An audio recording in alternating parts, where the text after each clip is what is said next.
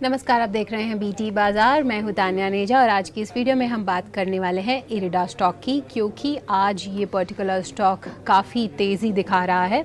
और देखिए इसके पीछे कई सारी वजह हैं। तो ये जो शेयर्स हैं Indian renewable energy development agency that is IREDA के, आपकी स्क्रीन पर देखिए लगभग 4% की तेज़ी हम अभी भी देखने को मिल रही है।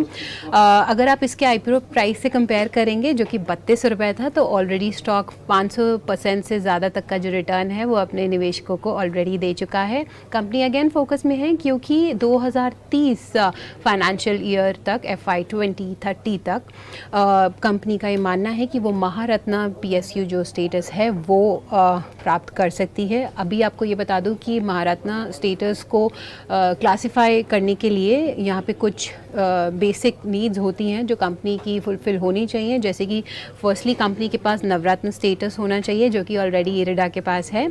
उनको जो कंपनी है उसे मिनिमम शेयर होल्डिंग नॉर्म्स के साथ कंप्लाई करना चाहिए और जो एनुअल टर्नओवर होना चाहिए लास्ट 3 इयर्स का वो 25,000 करोड़ से ज़्यादा होना चाहिए। तो अब अगर नवरत्न स्टेटस की बात करें तो ऑलरेडी ये इरिडा कंपनी के पास है। और इसके अलावा देखिए 16 लिस्टेड नवरत्न PSUs और हैं। अगर आप स्टॉक मार्केट में देखेंगे वो है RVNL, HAL, ONGC, NALCO और BEL और काफ़ी सारे और तमाम नाम भी शामिल है।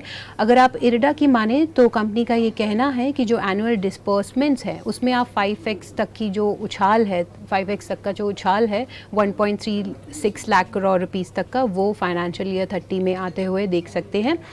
और इनफैक्ट जो लोन बुक का साइज़ है वो भी कंपनी का मानना है कि 2030 तक वो 3.5 लाख करोड़ का जो आंकड़ा है उसे छू सकता है।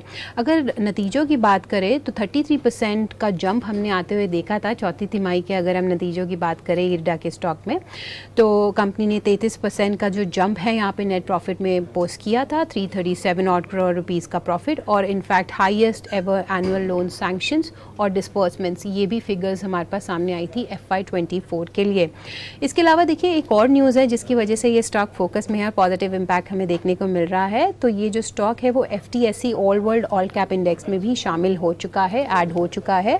और ये आउटकम था FTSE में सप्लीमेंट्री इंडेक्स रिव्यू का, जिसके तहत ये अब उस इंडेक्स में शामिल हो चुका है। और वहीं उसका जो पॉजिटिव इम्पैक्ट है वो हम इस पर्टिकुलर स्टॉक में देख रहे हैं।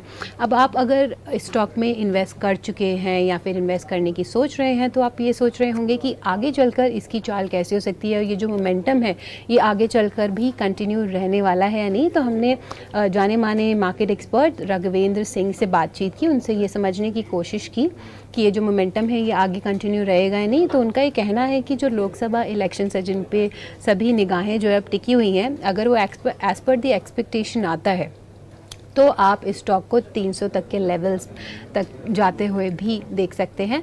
पर अगर लोकसभा का जो इलेक्शन आउटकम है वो एज़ पर दी एक्सपेक्टेशंस नहीं आता है तो ये स्टॉक 160 तक भी लुढ़कते हुए दिखाई दे सकता है, ऐसा मानना है रघुवेंद्र सिंह का।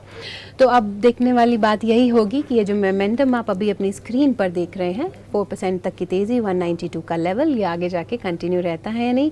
और इसी के बारे में जो तमाम लेटेस्ट अपडेट्स हैं, चाहे वो इरिडा हो, कोई और मल्टी बैगर स्टॉक हो या फिर इक्विटी मार्केट से जुड़ी कोई भी खबर हो, हम आपको वो बीटी बाज़ार तक पहुँचाते रहेंगे। तो कहीं मत जाइए, देखते रहिए बीटी बाज़ार। नमस्कार।